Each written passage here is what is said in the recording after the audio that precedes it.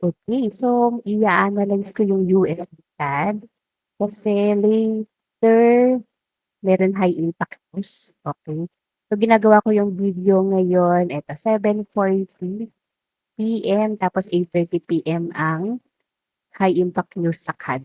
Okey, so siyempre i-analyze natin ang USD CAD, alright. Kasi dito sa H1, nakita ko na merong inverted head and shoulders pattern.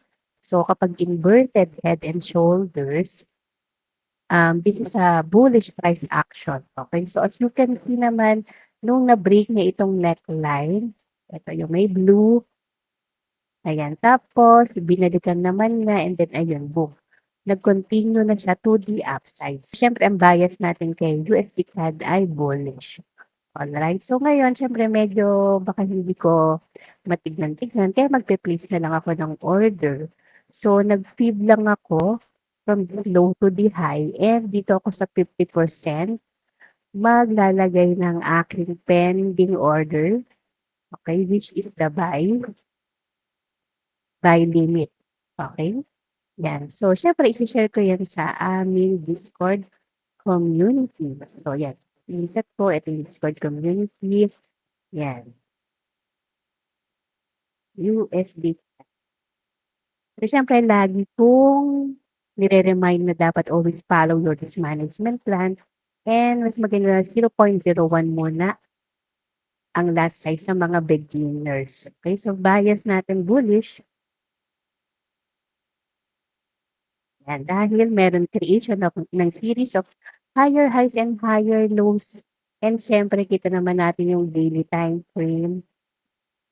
Okay, so ito yung na-print niya yesterday, no? So, ibig sabihin, aggressive talaga ang mga buyers. Okay? So, balik tayo sa H1. Yan. So, titignan natin mamaya kung mag-pipihit ba or ma-ESL. So, balikan natin. Yan. So, join na kayo sa aming Discord community. Ayan. So, lagi kami nag-share ng aming setups. And syempre, meron kaming laging live session twice a week.